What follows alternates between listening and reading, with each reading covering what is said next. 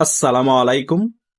আমরা আজকে ধনকালাপ মঞ্চের হাদি গুলিবিদ্ধ হয়েছে, আমরা অনেকেই মজা নিচ্ছি, আবার অনেকেই বলছি মির্জা আব্বাসকে ধন্যবাদ।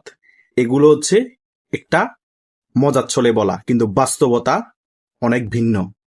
এই যে হাদি যে গুলিবিদ্ধ হয়েছে, এটা সম্পূর্ণরূপে জামাতের প্ল্যানিং করা। কারণ দেখেন, হাদি গুলিবিদ্ধ হওয়ার সাথে সাথে সাদিক কায়ুম এখন ঢাকার ওই আসনটাতে এমপি প্রার্থী হয়ে গিয়েছে।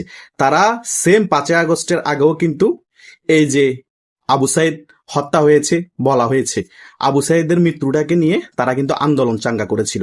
সেম ভাবে এখনো কিন্তু নির্বাচনের শুরুতেই তারা নিজেদের মানুষকে নিজেরা গুলি করিয়ে এখন রাজপথ দখল নেওয়ার চেষ্টা করছে, সিম্পেথি নেওয়ার চেষ্টা করছে।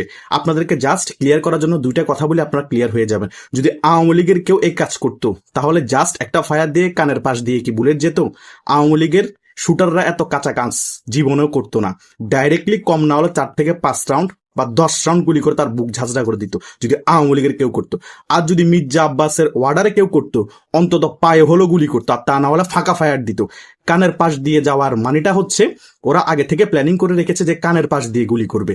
জাস্ট ওদের শুটারটা মিস্টেক করে ফেলেছে, মিস্টেক করার ফলে কানের পাশ দিয়ে গুলি করতে গিয়ে কানে লেগে গিয়েছে, হালকা রক্তপাত হচ্ছে।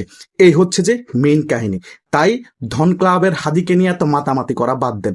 জামাত শিবির নিজেদের ম্যানকো বলে দিতে রাজি নির্বাচনের ফিল্ড তাদের দখলে নেওয়ার জন্য। এগুলো সম্পূর্ণরূপে আরেকটা মেটিকুলাস ডিজাইন।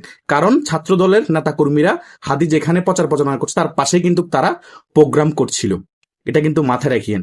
তাহলে ছাত্র দলের কেউ কিন্তু এটা করার কথা না, কারণ যদি করতো তাহলে সন্দেহ হতো যে ছাত্রদলই করেছে, কারণ তারা আমাদের পাশে প্রোগ্রাম করছে। তারা তাদের নিজেদের মানুষকে মেরে, তারা তাদের নিজেদের মানুষকে রক্তপাত ঘটিয়ে আবার নির্বাচনের মাঠ দখলে নিতে যাচ্ছে। তাই এই ধরনের নোংরা রাজনীতি যারা করে তাদেরকে এখন থেকেই বয়কট করতে হবে। বাকিটা আপনাদের হাতে। কারণ এই নির্বাচন পাতানো নির্বাচন, এই নির্বাচনে যত কিছুই ঘটনা ঘটবে সকল কিছুই পাতানো। তাই মজা নেওয়ার আছে, হাদিকে নিয়ে মজা নিচ্ছে। অনেকেই বলছে কান কেটে ফেললে কান কাটা হাদি হয়ে যাবার, অনেকেই বলছে ধন ভাড়ায় গুলি লাগলে ধন কাটা হাদি হয়ে যেত। মজা নেওয়ার মজা নেন, কিন্তু বাস্তবতা জামাত শিবির যে নোংরা রাজনীতি করছে সে বিষয়ে আমার ক্লিয়ার করা দরকার ছিল, আমি ক্লিয়ার করে দিয়েছি। বাকিটা আপনাদের হাতে। ধন্যবাদ সকলকে।